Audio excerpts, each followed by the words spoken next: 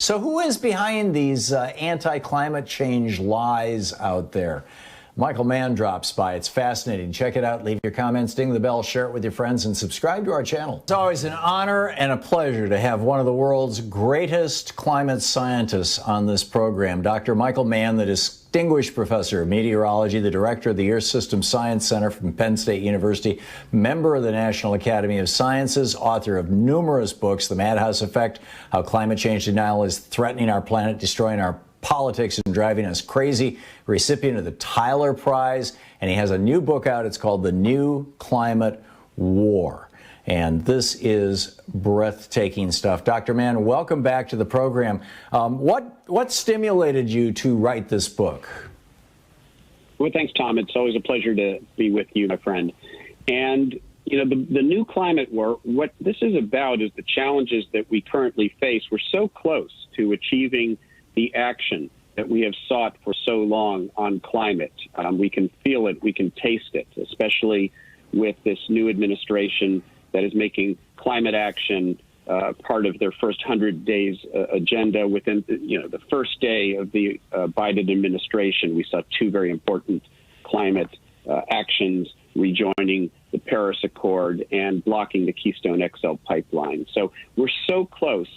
But we need to recognize that the forces of denial, the forces of inaction, I call them the inactivists, are still working hard to prevent us from making the needed transition away from fossil fuels. And look, they can no longer deny the basic evidence, the science, the impacts, because they're playing out in real time. We can see that now. And so they haven't stopped in their effort to thwart action, but they have now evolved. They've changed their tactics because they can't get away with denying the problem. But instead, what they're trying to do is to deflect attention from the real solutions, the need to regulate carbon emissions. They're trying to divide the climate advocacy community, getting us fighting with each other, for example, over lifestyle choices, so that we don't represent a united front demanding action. They're putting out false solutions. And in fact, they're actually purveying doom and gloom. They are fanning the flames of doomism.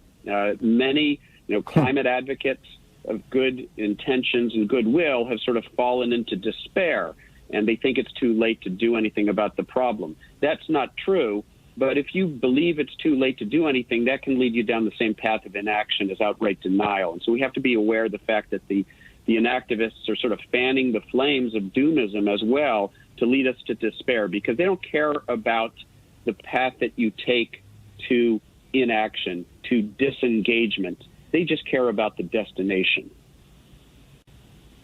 So how organized is this? Who are these players? What did you find as you dug into this?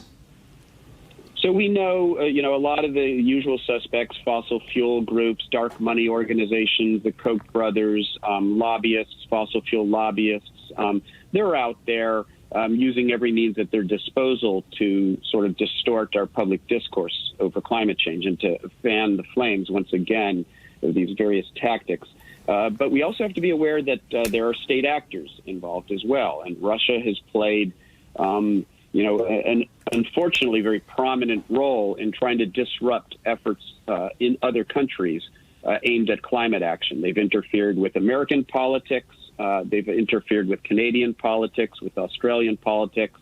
And they use bot armies and trolls online to foment discord and division. They get us fighting with each other. One of the ways they do that is by deflecting attention away from the needed systemic changes to individual behavior, as if it's all about just you and me, that's where the onus resides, rather than the overwhelming carbon footprint, which isn't ours, but it's the fossil fuel industry's footprint. So they'd like to distract us from that, make it all about us and our lifestyle choices, and then get us fighting and finger pointing with each other about our carbon purity, about our diet, our travel, etc. Yeah.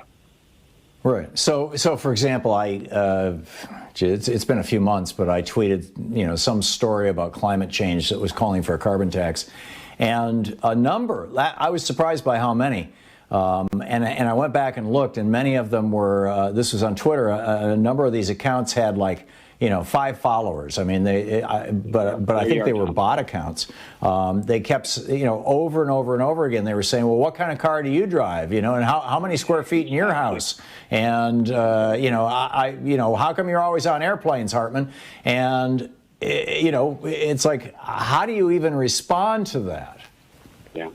Yeah. I mean, it's very effective, right? Because they instigate the debate, the dissonance online. But then other, people, again, of good intentions get, caught up in it. They are victims of these efforts. They take the bait. They take the red meat. And so pretty soon, real people are shouting at each other and finger pointing and talking about, what you should be doing and why you're not doing everything you can. And you shouldn't be talking about policy solutions if you don't have your own personal house in order. It is a way of deflecting attention from the needed solutions and at the same time dividing us. It's a very clever strategy. And by the way, Tom, we have some friends who are opinion leaders in this space, like Leo DiCaprio, for example, who has really led the effort to create public awareness on the part of the public when it comes to the climate crisis. And they love to attack him, to misrepresent his lifestyle and his individual, behaviors, to try to discredit him as a hypocrite, right? Because if they can do that, then he's no longer as effective a messenger. So the bottom line here, my understanding of how this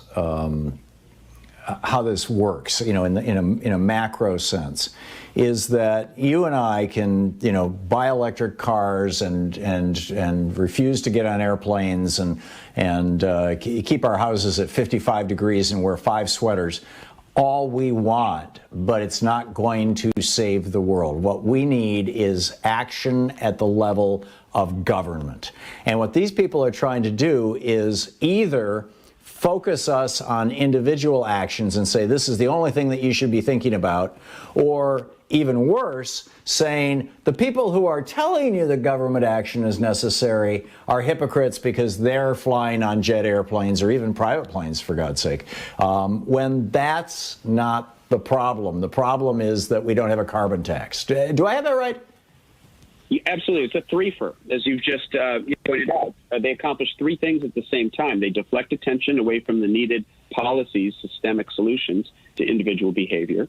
They get us fighting with each other, so it's sort of a divide and conquer way of defeating the climate movement. And they tar some of our most important opinion leaders and communicators by painting them as hypocrites. And Leo DiCaprio is one. We both know him, and we know how earnest he is. We both worked with him. Yeah. But Al Gore and other leaders in that space, it's the same game. Yep. And is this being funded by the fossil fuel industry, or is this being funded by other governments, the Saudi government, the Russian government, whatever, that are basically petrostates? Yeah, so a lot of this really does come from the petrostates. Look, the fossil fuel interests and their front groups, they're doing a lot of these online ops as well. They're trying to divide us. They're using every means, at their disposal, and they are engaged in a massive information campaign. The Koch brothers, ALEC, and the Murdoch media empire, which works on their behalf. So those are important players, and they're working synergistically with state actors like Russia, like Saudi Arabia, that see fossil fuels as their greatest asset. They don't want us to get off the burning of fossil fuels. Things are not rosy on the one hand, and on the other hand, we're not doomed. There's still time, and there are a lot of things we can do. Where in that middle ground are we as a nation and as a planet? Yeah, so I realize those are probably 2 separate answers. Well, yeah, they're related because, we're much further down this highway than we ought to be. So that's, a fact. And we have already locked in certain impacts that are going to persist at least for decades.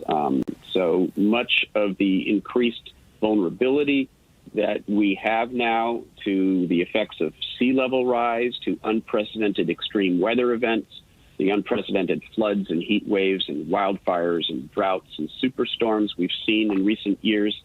Some of that stuff is sort of locked in for the foreseeable future. If you are Puerto Rico, dangerous climate change has arrived. If you're California, dangerous climate change has arrived. If you're the Gulf Coast, dangerous climate change has arrived.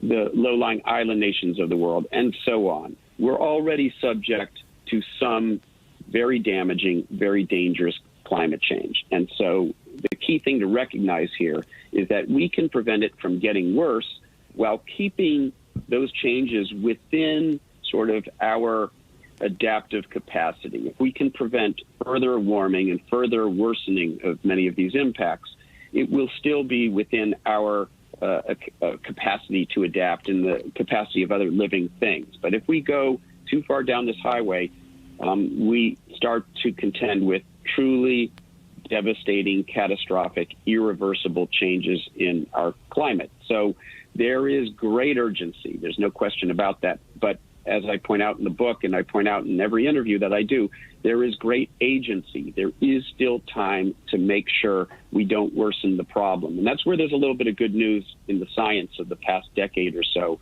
where we now understand that if we stop burning carbon, we prevent the planet from warming up within a few years. So the temperatures actually stabilize within a few years of ceasing carbon emissions, which means there's a direct impact. There's a direct effect of the actions that we take today. So, I mean, if we stop burning carbon, you're talking about the whole planet.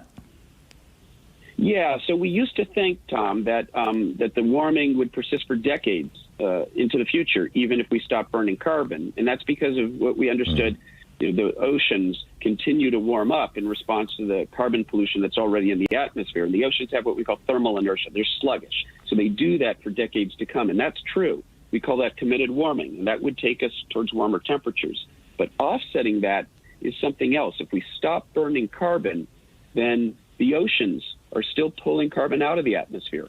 The vegetation on land is pulling carbon out of the atmosphere. So CO2 levels start to come down if we stop burning carbon. That offsets this other effect, and you get a flat line. If you stop burning carbon now, surface temperatures flatten out within a few years. You know, we talked about how if the world were to stop burning carbon tomorrow, the impact would be fairly rapid. You know, a positive impact would be fairly rapid. I don't think the world is going to stop burning carbon tomorrow, but we seem to be moving. Hopefully, we're moving in the right direction. What are the things in the 5 minutes here we have? What are the things that you would put at the top of the list, and how can people who are watching or listening to this program right now most effectively help those things come about? Yeah, so, you know, we can do those individual behavioral changes that we talked about. You know, that all makes things better. So we should be better environmental stewards and decrease our personal carbon footprint. You know, often it makes us healthier, saves us money, makes us feel better. Let's do all those things. But let us not fall into the trap of thinking that individual action is somehow a substitute for the changes that only our elected leaders can make, instituting policies that incentivize the shift, the collective shift away from fossil fuel burning. Now, the good news, Tom, here is that, you know, we are looking at a new day. We have an incoming administration that just yesterday set the tone. First day in office, the Biden administration demonstrated their commitment to climate action by, blocking the Keystone XL pipeline, by engaging with the international community, signing back on to the Paris Accord. And that's all good. Those are good first steps, but we have to go much beyond that. And we have to keep the pressure on even those we view as our friends, politicians that we perceive as being in support of climate action. There are huge, powerful interests still out there trying to work the refs, trying to make sure that that these policymakers don't do what's necessary to decarbonize our civilization. And we have to keep the pressure on ourselves. So we have to use our voices in every way possible. Voting is important, and we used our vote to reposition ourselves in a place where we can now see some climate action. But we have to keep the pressure on Biden administration is doing some good things. But look, we're going to have a 50-50 Senate, a closely divided Senate, and we need climate legislation. It can't just be executive actions by the administration. And they're doing a lot, and they're incorporating climate action into every single agency, every single cabinet position. So that's great. But executive action alone isn't enough. We need policies that will quickly decarbonize our society. And that means we need to get climate legislation through a 50-50 Senate. We're going to have to put pressure on conservative Democrats and on moderate Republicans, so we can not only get a climate bill onto the floor, onto the Senate floor, which will happen now under a Democratic majority leader, but that we can actually pass climate legislation. And I think we can do it. And that's what we need to focus on within the next couple of years. So back in the 1980s, we had a real crisis around the world, actually, but here in the United States as well, where buildings and monuments were literally crumbling because of sulfur dioxide, which was getting into our atmosphere and combining, you know the physics of this better than I, but my understanding is, combining with oxygen or carbon dioxide or something, turning into basically sulfuric acid and raining down on us.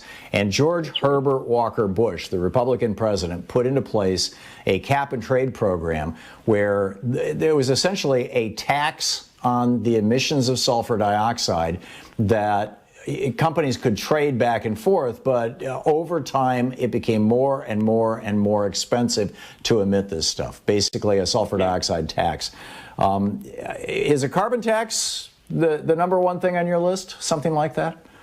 Because we solved that problem.